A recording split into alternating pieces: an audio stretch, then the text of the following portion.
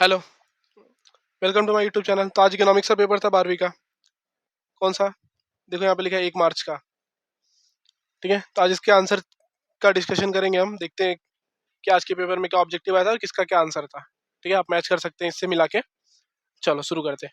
पहला ही नोट दिया है यहाँ पे, all questions are compulsory, draw neat table diagram whenever necessary, figures the right indicate full marks, right answer to the all main question और a new page. ठीक है, ये instruction थे।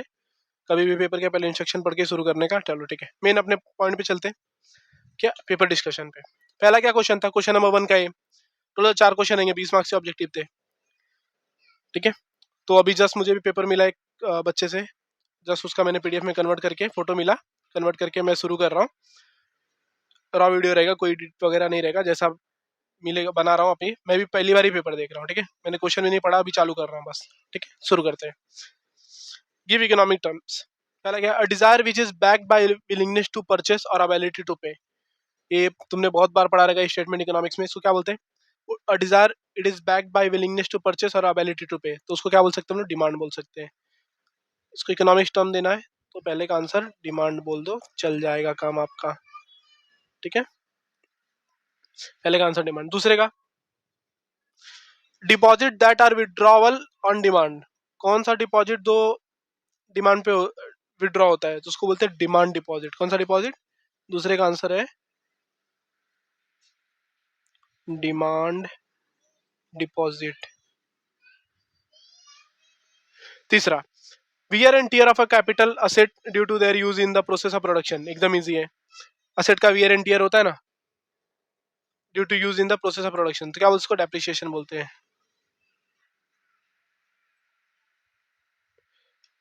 Fourth, elasticity resulting from the proportionate percentage change in the quantity demanded due to the proportionate percentage change in the price. क्या बोलते हैं इसको?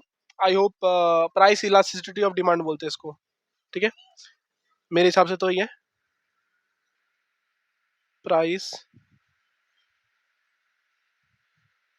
Elasticity of क्या डिमांड। ठीक है, fifth, the difference between the value of the countries export and the import from the given period. ये सबको पता होगा। एक्सपोर्ट इंपोर्ट के डिफरेंस को क्या बोलते हैं? बैलेंस ऑफ ट्रेड बोलते हैं। क्या बोलते हैं? Balance of trade. Balance of trade. ठीक है, मैं भी जस्ट पेपर मिला है, मैंने आंसर भी नहीं ढूंढा है किसी का, डायरेक्ट पेपर मिला, डायरेक्ट मैं वीडियो बना रहा हूँ। तो मे भी हो सकता है कि कुछ इधर उधर हो जाए, बट आई होप जो मुझे लगता है कि ये आंसर होना चाहिए वो मैं बता रहा हूँ आपको। मोस्टली सब सही आंसर है। ठीक है, तो ये 5 हो गया। यहाँ पे आपको कितना? 5 में से 5 मार्क्स मिलने चाहिए थे, क्योंकि 5 हो गया था, बहुत ईजी क्वेश्चन था। Second, complete the correlation. Second में गया था तुम्हारा कोरिलेशन आ गया था, और बहुत ईजी कोरिलेशन दिख रहा है मुझे। पहले ही देख लो, इंटरनल ट्रेड को क्या बोलते हैं? Home trade. तो इंटरनेशनल ट्रेड को क्या बोलेंगे हम लोग? Foreign trade. क्या बोलेंगे? इधर लिख देता हूं मैं,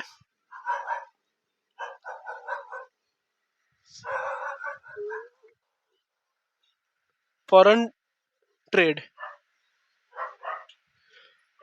सेकंड, डिस्क्रिमिनेटर प्राइस डैश दिया है, और क्या दिया यहाँ पे? Single price perfect competition. तो सिंगल प्राइस रहता है उसको क्या बोलते हैं? परफेक्ट कॉम्पिटिशन बोलते हैं। और डिस्क्रिमिनेटेड प्राइस कहाँ पे होता है? आई गेस मोनोपॉली में होता है। किसमें होता है? मोनोपॉली। ब्लू में नहीं दिख रहा, रेडी सीखता। चलो रेडी लेते हैं। किसमें? मोनोपॉली में। यहाँ पे तुम्हारा मोनोपॉली हो जाएगा। थर्ड, डैश सेंट्रल बैंक और एसबीआई को कमर्शियल बैंक बोलते हैं। एसबीआई तुम्हारा क्या है? कमर्शियल बैंक है। तो सेंट्रल बैंक कौन सा है तुम्हारा? सबको पता होना चाहिए इसका आंसर, तो किसका गलत नहीं होना चाहिए था? आरबीआई। क्या? RBI, reserve bank of India. चलो थर्ड हो गया। Fourth, output method dash income method factor cost method. Income method को क्या बोलते हैं? फैक्टर कॉस्ट मेथड बोलते हैं। तो आउटपुट मेथड को क्या बोलते हैं? Value added method. Value added method. Okay, value added method. Fifth, the price of inflation supply budget the period of depression. Sorry, question गलत पढ़ा नहीं मैंने, यहाँ पे ध्यान से। द प्राइस ऑफ इन्फ्लेशन क्या? Surplus budget the period of depression. वहाँ पे सरप्लस बजट रहता है, तो डिप्रेशन के टाइम पे कौन सा बजट आ जाता है? Deficit budget. एक चैप्टर है उसके अंदर सीधा सीधा बताया है ये, तो ये डेफिसिट आ जाएगा।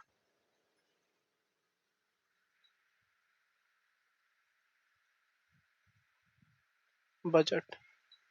ये हो गया, ये 5 आपका खत्म हो गया। पहले का आंसर फॉरेन ट्रेड, दूसरे का मोनोपोली, तीसरे का आरबीआई, चौथे का वैल्यू एडेड मेथड और फिफ्थ का क्या, डेफिसिट बजट। यहाँ पे आपका 5 मार्क्स का काम हो गया, 10 marks. Find the odd man out, ठीक है, ऑड मैन आउट अपन बात कर रहे हैं। पहला देखो ड्यूरेबल गुड्स का बात किया है, क्वेश्चन दिया ना ड्यूरेबल गुड्स के ऊपर क्वेश्चन है, क्या है, furniture, cupboard, washing machine, fish. Furniture cupboard क्या है तुम्हारा, ये दोनों वो है ड्यूरेबल गुड्स है, वॉशिंग मशीन भी, फिश क्या है, पेरिसेबल है। तो तुम्हारा थर्ड का आंसर क्या आ गया, फिश हो गया, क्या हो गया, फिश हो गया, ठीक है, फिश। होप क्लियर है, होप क्लियर है, उम्मीद है।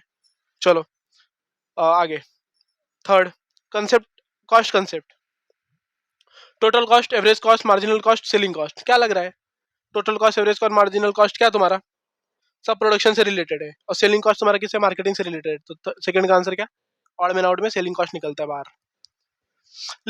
लीगल मोनोपोली का बात हो रहा है, पेटेंट, कॉपीराइट, ट्रेडमार्क, ये क्या है, तीनों लीगल वाले में बात होता है।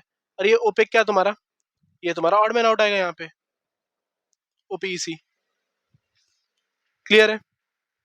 चलो fourth, theory of economic welfare. अब इसके बारे में तो पढ़ा ही है तुमने, थियरी ऑफ इकोनॉमिक वेलफेयर में क्या है, theory of income and income and employment.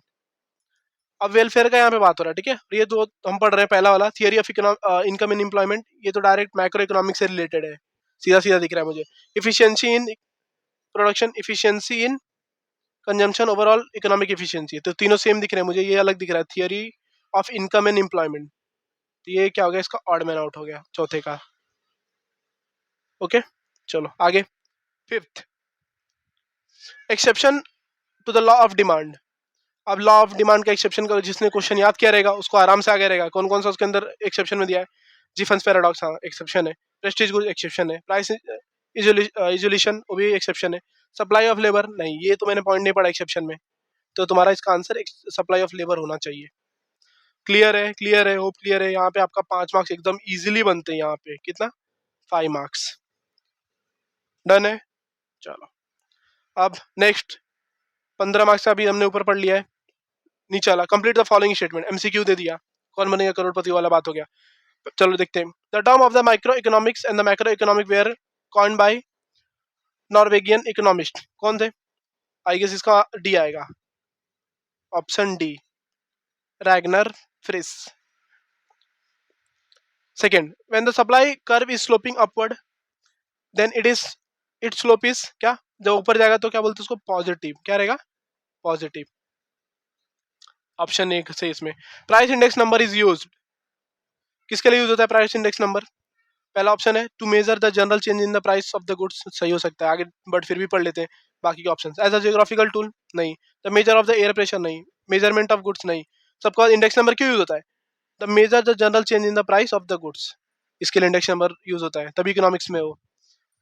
Fourth, development financial institution were establish to, financial institution क्यों बनाया गया है, पहला ऑप्शन है क्या है तुम्हारा, प्रोवाइड शॉर्ट टर्म फंड्स, दूसरा develop industries agriculture in the key sector, third क्या है, regulate the money market, regulate the capital market.